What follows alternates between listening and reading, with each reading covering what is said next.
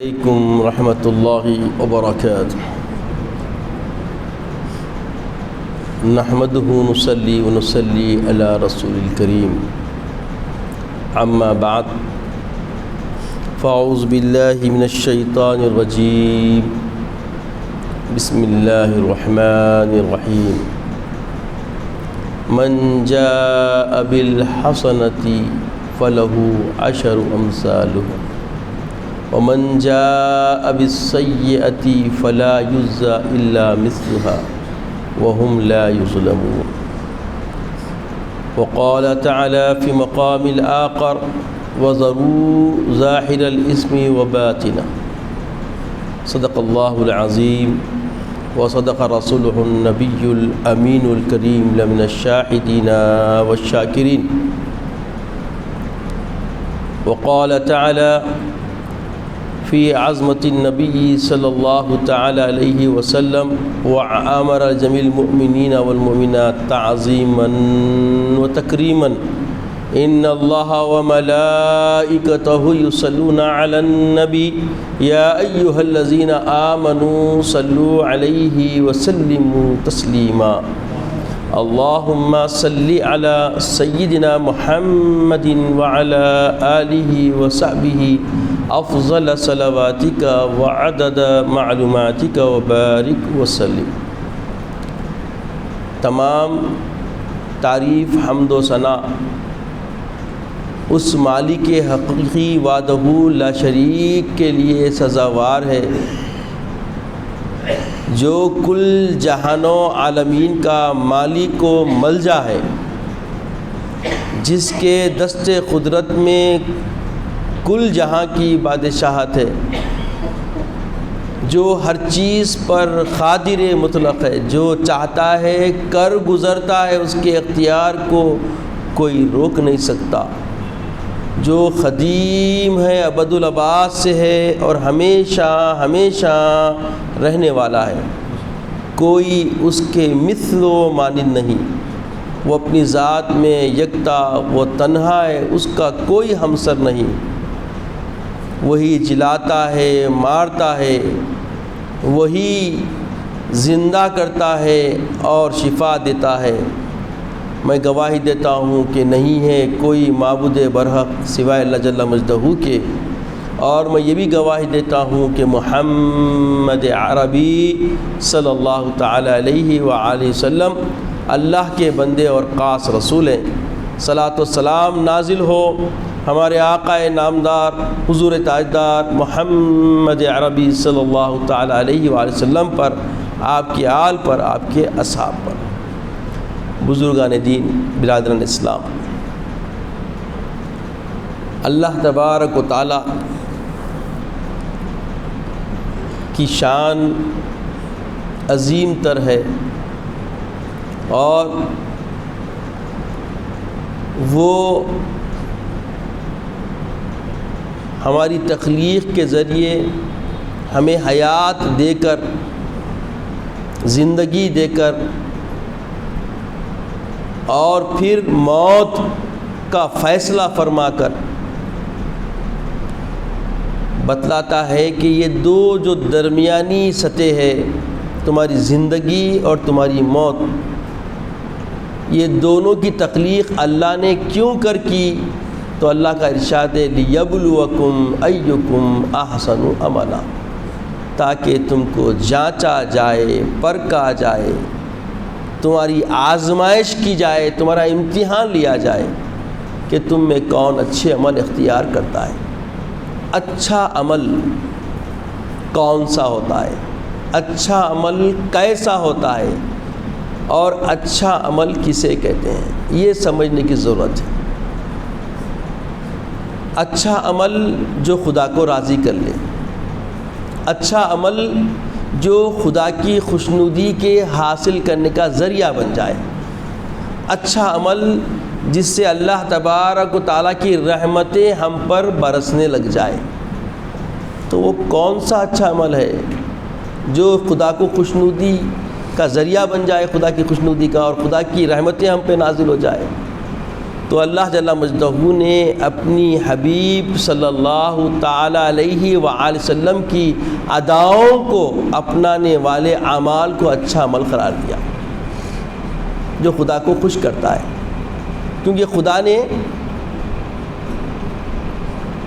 مثال پیش کر دی کہ اگر تم چاہتے ہو خدا طرز زندگی جینا اور خدا کو راضی کرنے والے انداز زندگانی تم چاہتے ہو اور خدا کے رحمتوں کے حصول کا ذریعہ پانے والے راہوں پر چل کے اپنی زندگی گزارنا چاہتے ہو، لقد کان لکم فی رسول اللہ اسوۃ حسنہ، تو میرے محبوب کی حیات طیبہ، میرے محبوب کی زندگی کا قرینہ تمہارے لیے ایک بہترین نمونہ ہے۔ تو عزیزوں اور بزرگوں، اب اچھا عمل کیا ہوا؟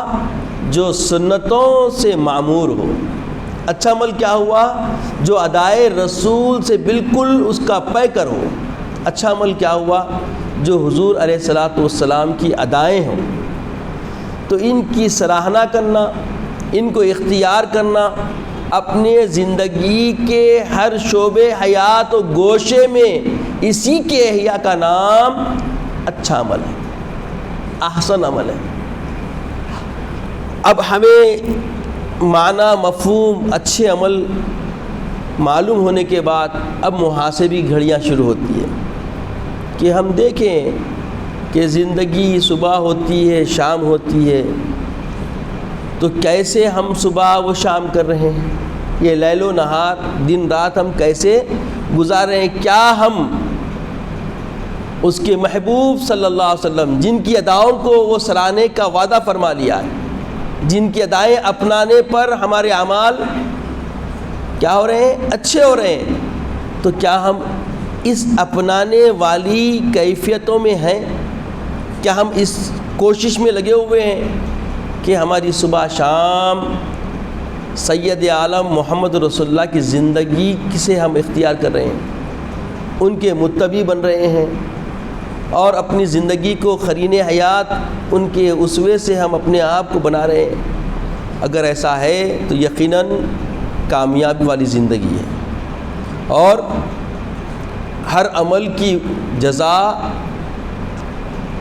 ہمارے تقیل سے زیادہ اللہ ہمیں عطا کرنے والا ہے۔ عزیز اور بزرگوں، یہ زندگی ایک دھوکہ ہے۔ ہم سمجھ رہے ہیں کہ یہ زندگی جو ملی ہے دائمی رہنے والی ہے، یہ ایک دھوکہ ہے۔ کب کس آن کس گھڑی ہم سے رخصت ہو جائے اس کا پتہ کسی کو بھی نہیں ہے، کیونکہ اللہ نے دنیا میں بھیجنے کے لیے وقت مدت سب مقرر فرمائی، مگر دنیا سے واپس لینے کے لیے کوئی تعین وقت نہیں رکھا۔ کسی قسم کا ادراک کسی کو بھی حاصل نہیں، کب موت آ کے لپک لے اس کا بھروسہ نہیں۔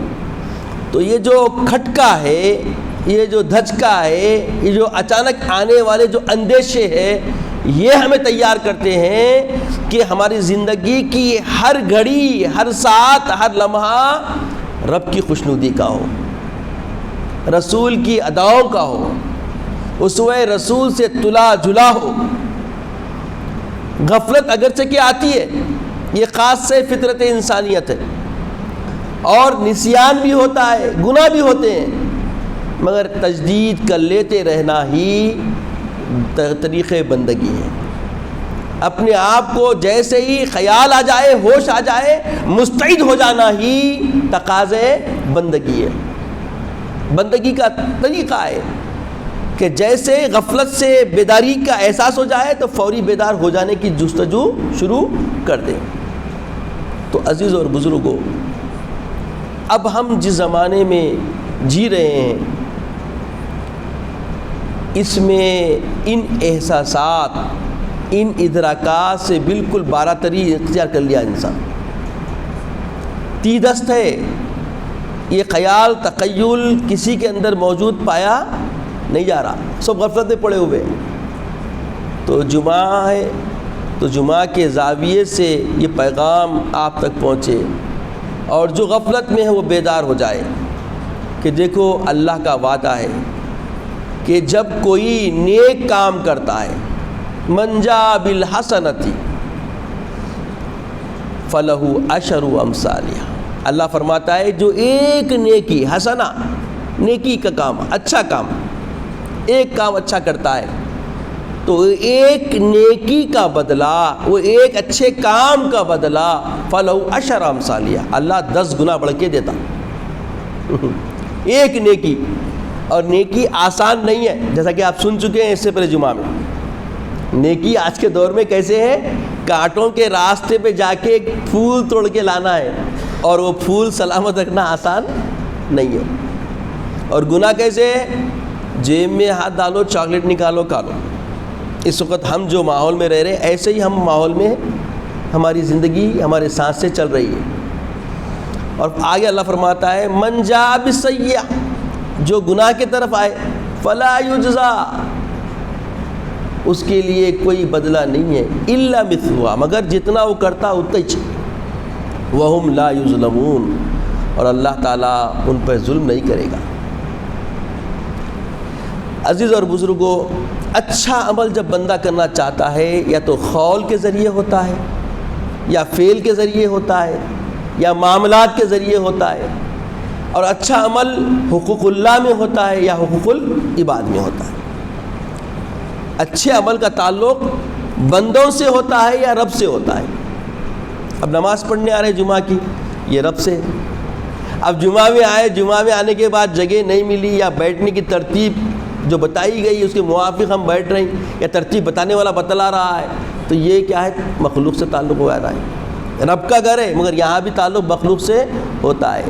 دوسروں کو تکلیف نہیں پہنچنا، صفیں درست کر کے بیٹھنا، پہلی صف پہلی مکمل کرنا، چاہے جتنی جگہ ہو مگر صف درست کر کے بیٹھنا، یہ ترتیب ایک نظام اسلامی ہے۔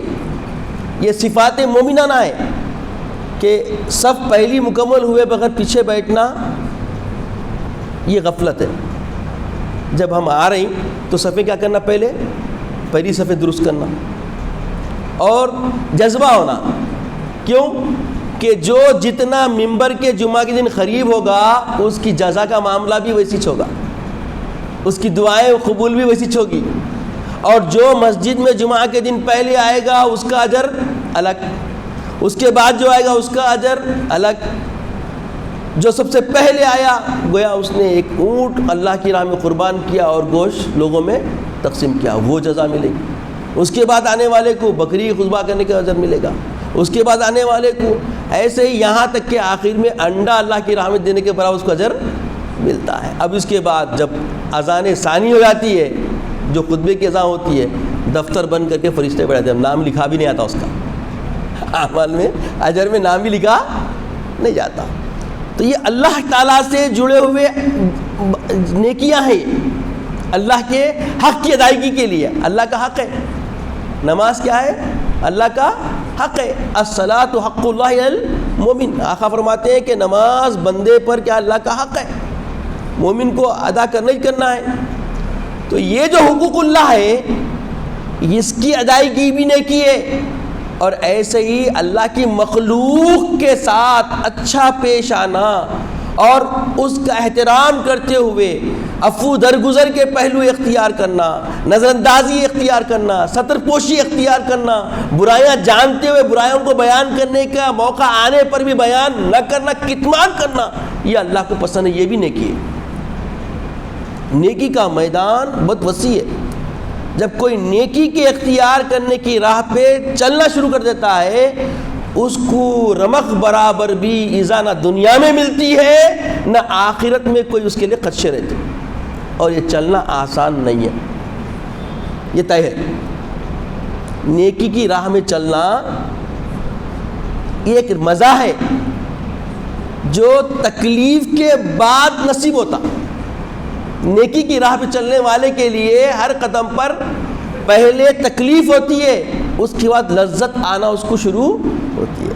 نیکی کی راہ پر مثال کے طور پہ کوئی آپ کے ساتھ خماش خراشی کر دے، بکواس کر دے، لغویات کر دے، اور آپ میں جواب دینے کی ہمت بھی ہے، جرأت بھی ہے، آپ مختار ہیں، مگر یہ صبر کر لے کہ یہ نیکی ہے کہ میں اس کو نظر انداز کر دوں، یہ آسان نہیں۔ کوئی گالی دے، جواب نہ دے اور خاموش ہو جائے اور پھر بدلے کا خیال بھی نہ رہے اور ایسے اس کو بھول جائے کہ انہیں کرا نہیں کرا، یہ آسان بات ہے؟ اس میں تکلیف ہے، اس میں تکلیف ہے، مگر اس تکلیف کے اندر ایک لذت چھپی ہوئی ہے، اس میں تکلیف میں ایک لذت پوشیدہ ہے۔ وہ لذت سے آشنائی اور اس کے تلذذات جب محسوس ہونے لگتے ہیں تو وہ اللہ والوں کی زندگی بننا شروع آتی۔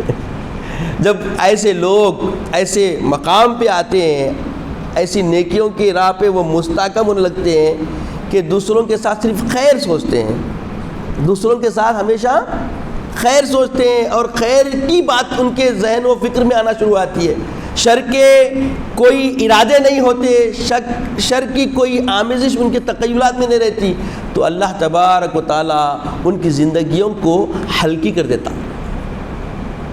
ان کی زندگیوں کو آسان و ہلکی کر دیتا ہے۔ دیکھنے والے دیکھتے کہ بھئی مشکل زندگی جی رہے ہیں، مگر ان کو جینے کا وہ ایک ایسا سطح مل جاتی، ان کے لیے کیا ہوتی، وہ آسان ہو جاتی۔ تو اس کے حصول کے لیے پہلے کیا کرنا پڑتا، صبر۔ بغیر صبر کے یہ کامیابی نصیب نہیں ہوتی، اس لیے بولے الصبر وسیلۃ الظفر، آقا فرماتے ہیں صبر کامیابی کا ایک ذریعہ ہے، وسیلۃ الظفر کامیابی کا ایک وسیلہ ہے۔ تو یہ جو عظیم کامیابی ہے نیکیوں کے حصول والی، نیکیوں میں حصول محصور ہو کے رہ جانا، نیکیوں کی کامل کرنا، یہ آسان نہیں۔ اور نیکی جو ہوتی ہے کرنے کے بعد خود میں بھی یہ خیال نہیں رہنا کہ میں نیک کام کر رہا ہوں، کیوں؟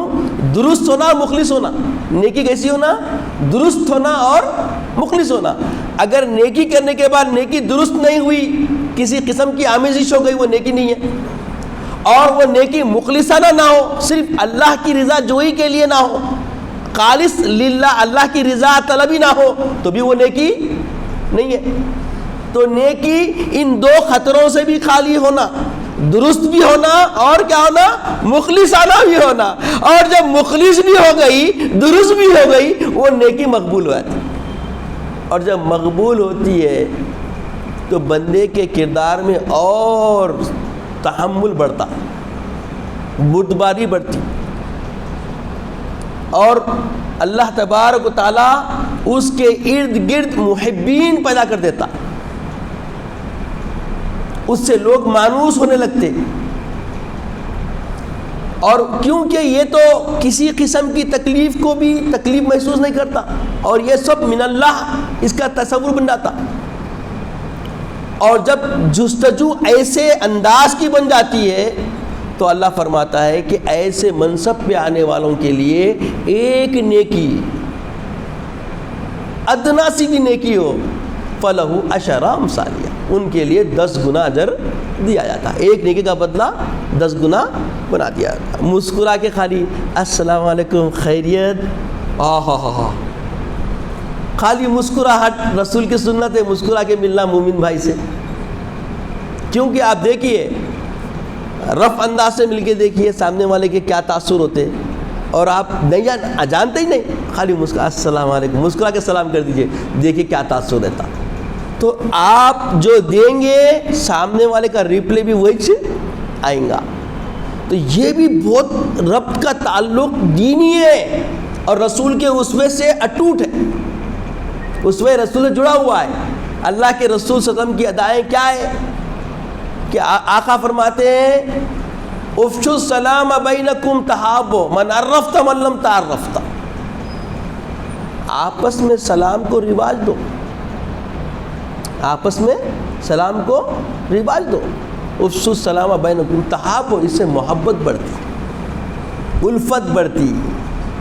آج ہمارے اندر کٹے ہوئے ہیں ہم، یہ کٹنے کی علت کیا ہے؟ تخیلات کے اندر، فہم کے اندر فطور لا لیے، اتنے فطور بھرے ہوئے ہیں، انہیں وہ انہیں یہ جو باتیں آئی ہیں نا ہمارے درمیان میں، یہ سب آنا شیطان کا وعدہ یہ لینا اللہ کی بارگاہ میں، یہ اشارہ ہے وہی کام کر رہا ہے، اور سمجھ فکر میں ہم کیا ہے فساد لا لیے۔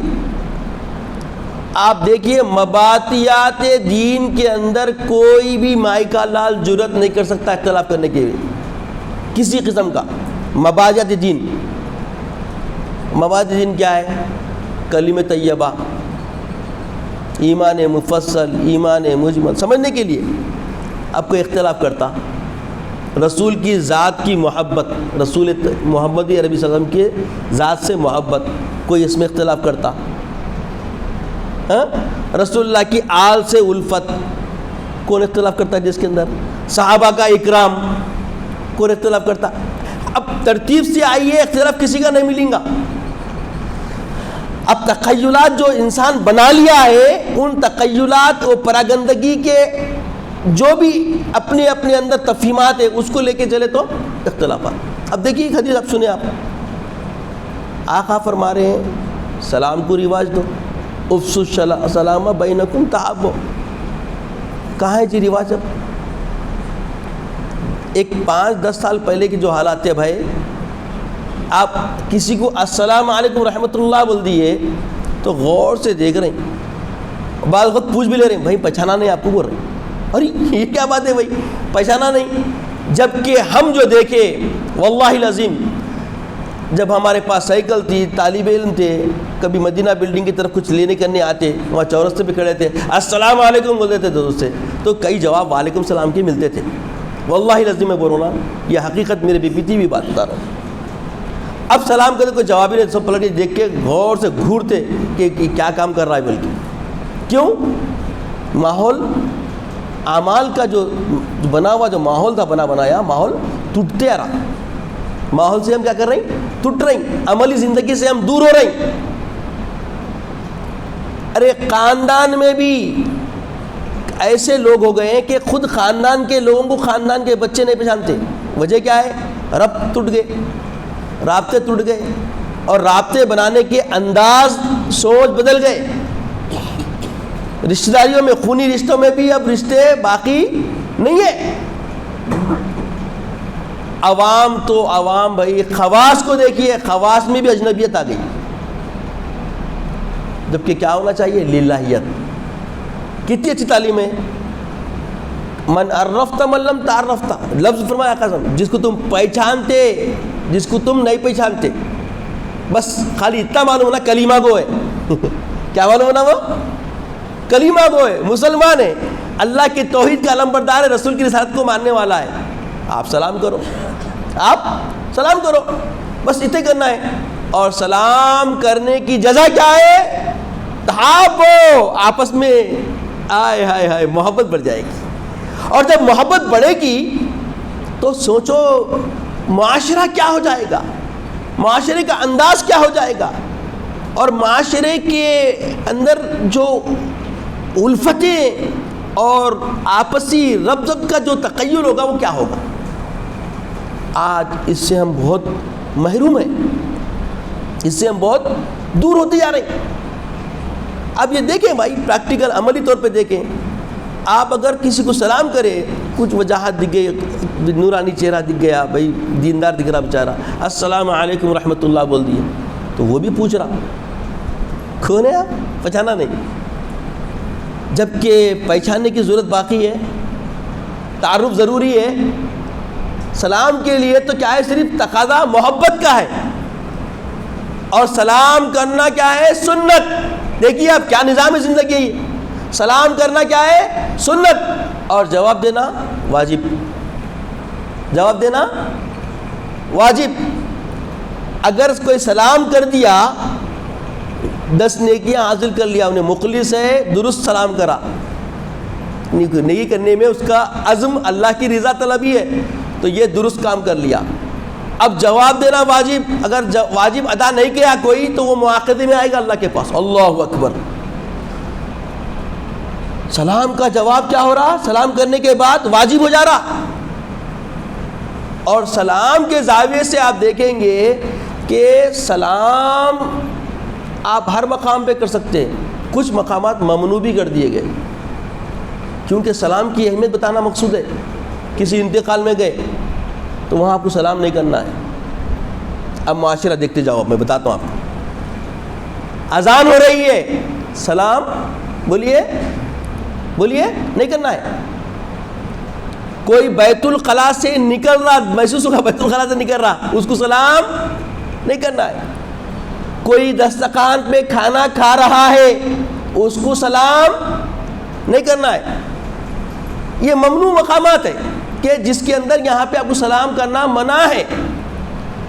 اب دیکھیے حالات کیا ہے، انتقال میں چلے گئے، ملاقاتیں ہوئی، کچھ لوگ بولے تمہارا بچہ زبیر عالم کئی کا عالم، بولے واہ کیا ہوا بھائی؟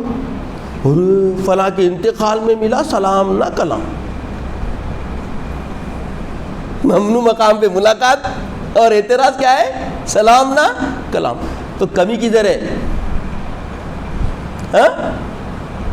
اب بیت الخلاء سے نکلے، گھر میں داخل ہوئے، السلام علیکم بول دیے، سب وعلیکم السلام بول دیے، بعد میں بیت الخلاء سے آئے، دیکھ کے رکے تھوڑا، نکلتے ہی کیا ہوا؟ کیا ہوا سب؟ سلام والا نہیں سکھائے بابا۔ ارے آپ کہاں سے نکلے پہلے دیکھو تو صحیح، آپ کہاں ہیں دیکھو تو صحیح۔ یہ ایسا ہو رہا معاشرے میں نہیں۔ دیکھیے میں بہت بنیادی باتیں بتا رہا ہوں۔ سلام کا جو معاملہ ہے، اتنا اچھا، اتنا پیارا نظام اور الفتیں بڑھانے والا، محبتیں بڑھانے والا، دلوں کے نفاق کو ختم کرنے والا، آپس میں شیر و شکر کر دینے کا ذریعہ ہے، مگر اس ذریعے کو کیسے دیکھ رہے ہیں ہم، اور دیکھنے کا سلیقہ اسلام کیا سکھایا۔ اب دسترخوان پہ گئے، ملاقات نہیں ہوئی، ریسیپشن پہ آپ تھے بھائی، ویلکم کرے، وہ جب ملاقات نہیں ہوئی دسترخوان پہ اندر گئے انتظامات کے واسطے، دکھ گئے، کھانا ڈال لیجئے بولے۔ اب جواب دے رہے ہیں بزرگ، ارے سلام نہ کلام کیا ہے؟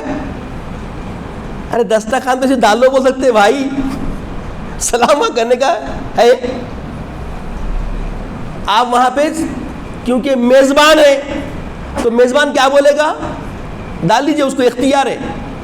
اب وہاں کے بھی آداب، اب بات اور کھل جا رہی، کسی دوسرے کو کسی کو کھانا اتارنے کی اجازت نہیں ہے، حرام ہے وہ۔ مطلب ایک ٹیبل پہ بیٹھے 8 جنے، لیو بھائی بول کے ڈالتے نہیں، یہ لیو بھائی بولنا گناہ ہے، ڈالنا حرام ہے۔ معلوم آپ کو یہ بات؟ ہاں، باوا کا مال کہہ رہے تم، وہ اختیار صرف کس کو ہے معلوم؟ صاحب خانہ، جس نے دعوت دی وہی آپ کے پلیٹ پہ کھانا اتار سکتا۔ ذہن کھول لیجئے، نیکی کی کاماں ہو رہی اور بدی سے بچنا ہے۔ وہ برا عمل ہے وہ جو پکڑ کے لے کے شناسا رہتے ایک دوسرے کو، اور ایسا ہاتھ پھیرتے، بیچارہ اگر کوئی عزت والا رہا تو ختم، بغیرہ کھانے ملتا اس کو، دعوت عداوت۔ ہاں؟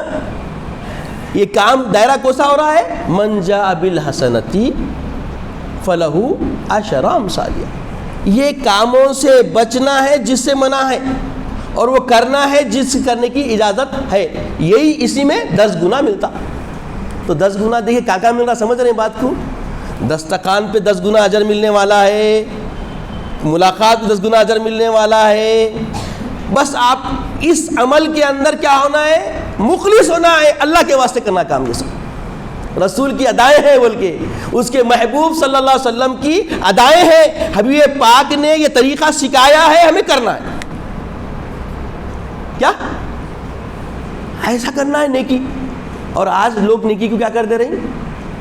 اپنے ذہن سے دیکھنا چاہ رہے ہیں، جبکہ ذہن بھی ہمارا رسول کی سنت کے موافق چلنا، ہمارا ذہن بھی رسول کی سنت کے موافق چلنا ہے۔ آج اگر آپ کو ڈائریکٹ نہیں بول سکے تو آپ کی اولاد کو ٹارگٹ کرنا، یہ طریقہ، یہ نظریہ جو آ رہا ہے، یہ فساد ہے۔ یہ سلاموں کا جو جھگڑا بتا رہا ہوں آپ کو بہت عام ہے، مگر گرفت کرنے والے کو نہیں معلوم کہ وہ خود گرفتار ہے۔ کس کا گرفتار ہے؟ اللہ کا، رسول کا۔ رسول کے دیے ہوئے نظام کے خلاف جا رہا، اللہ کی خوشنودی کے خلاف جا رہا، اور دوسروں کی خوشی میں بھنگ کر رہا، اولاد سے بیزار کرنے والی بات کر رہا، ریمارک بنا رہا۔ کیا ہوگا اس کا حال؟ کبھی سوچے؟ تو اللہ سے دعا ہے کہ اے باری الہ، ہمیں اس غفلت کی زندگی سے بیداری عطا فرما۔ انشاءاللہ اسی موضوع پہ ہماری گفتگو آگے بھی رہے گی۔ اے بار الہ ہمیں نیک توفیق عطا فرما، مولا نیکی کے راہیں ہمارے لیے آسان فرما دے، ہمیں عزت کی اسلام کی زندگی عطا فرما، مولا خاتمہ بالخیر فرما، وقت نزا کلمہ طیبہ عطا فرما، اپنے حبیب پاک صلی اللہ علیہ وسلم کا دیدار عطا فرما۔ سبحان اللہ و بحمدہ، سبحان اللہ العظیم، والحمد للہ رب العالمین۔